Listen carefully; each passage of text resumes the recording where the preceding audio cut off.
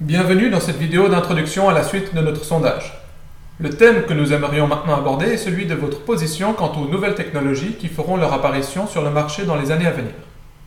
Mais fixons tout d'abord le contexte. En Suisse, l'électricité provient de 3 sources principales.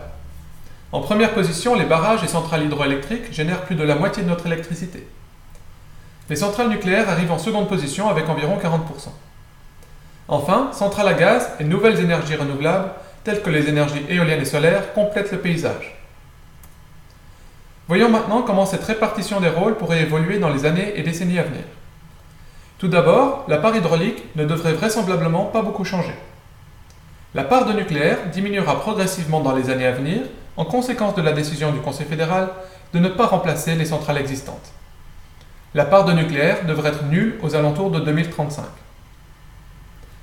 Toutefois, comme la demande aura tendance à rester stable, voire à augmenter, on doit se demander comment remplacer cette énergie d'origine nucléaire. L'une des stratégies est d'accroître substantiellement la part des énergies éoliennes et solaires. Toutefois, un tel changement dans la manière de produire l'électricité pose un certain nombre de difficultés. L'un des avantages de la production nucléaire est qu'elle assure une production de base très régulière. Les pics de consommation sont alors assurés par l'hydraulique et les centrales à gaz. Au contraire, les nouvelles énergies renouvelables dépendent fortement des conditions météo. Leurs productions sont donc irrégulières et difficilement prévisibles. Si les énergies solaires et éoliennes pénètrent de façon importante, la production suisse d'électricité connaîtra de fortes variations et ne coïncidera pas avec la demande. Deux possibilités s'offrent à nous, soit développer des capacités de stockage, soit influencer la demande. Nous voulons maintenant nous concentrer sur cette deuxième option. Le cas du stockage sera évoqué dans un deuxième temps. Pour modifier la demande afin que l'électricité soit consommée lorsque le vent et le soleil sont abondants, il faut encourager les utilisateurs à utiliser l'énergie lors de périodes de haute production et les décourager lorsque la production est faible, en changeant les prix au cours de la journée. Une variation du prix de l'électricité résulterait donc en une adaptation de la demande. Ce mécanisme est déjà à l'œuvre à l'heure actuelle. Certains distributeurs proposent en effet des tarifs doubles avec un prix plus élevé durant la journée que pendant la nuit. Ce genre de tarif a pour effet d'encourager la consommation pendant les heures creuses. Dans le cas que nous considérons maintenant, les variations de prix seraient toutefois beaucoup plus fréquentes car les productions éoliennes et solaires peuvent varier très rapidement. Se pose alors la question de comment gérer une tarification de l'électricité ayant de telles variations. Mais pas de panique, en 2030, nous serons tous équipés d'ordinateurs pour nous assister dans cette tâche. Voyons comment cela pourrait fonctionner. Plaçons-nous en 2030 et imaginons que tous les logements sont équipés de compteurs électriques incorporant un ordinateur. Celui-ci connaîtrait le prix de l'électricité et prendrait en compte vos préférences. Il sera alors capable de piloter certains de vos appareils, comme votre lave-vaisselle, votre machine à laver le linge ou encore votre congélateur. Voyons en détail comment cela marcherait. Prenons le cas de votre lave-vaisselle.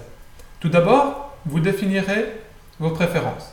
Imaginons que vous vouliez que votre lave-vaisselle fonctionne entre 10h du soir et 3h du matin. Votre système décidera alors quel sera le moment le plus opportun de faire fonctionner votre lave-vaisselle afin de minimiser vos coûts en électricité. Dans le cas présent, la consommation s'effectuerait entre 1h et 2h du matin. La situation pour la machine à laver le linge serait tout à fait similaire, cette fois-ci avec des bornes entre 8 et 10 heures. Finalement, vous pourrez exiger de votre congélateur qu'il maintienne une température entre moins 15 et moins 12 degrés. Le système pourra alors décider d'arrêter votre congélateur de temps à autre de façon à économiser de l'énergie et votre argent.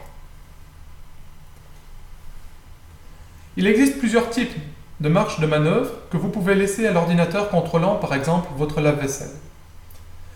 Nous distinguerons dans le questionnaire qui va suivre 3 options. Manuel, automatique et distributeur. En mode manuel, vous spécifiez exactement quand la consommation doit avoir lieu. En mode automatique, vous spécifiez la plage horaire pendant laquelle vous acceptez que votre lave-vaisselle soit en fonction. C'est alors votre ordinateur qui décidera du moment le plus opportun de mettre en route votre lave-vaisselle. Finalement, dans le mode distributeur, vous spécifiez la même plage horaire que dans le mode automatique, mais la décision de mettre en fonction votre lave-vaisselle sera faite par votre distributeur d'électricité en fonction de l'état de son réseau. Dans les scénarios qui vont suivre, nous vous demandons de vous imaginer en 2030. Vous devrez alors choisir entre plusieurs scénarios qui mêleront vos appareils ménagers, des préférences quant à leur usage et l'impact sur votre facture d'électricité. Merci d'avance pour vos réponses aux quelques questions qui vont suivre. Après ces questions, nous aborderons brièvement le thème du stockage.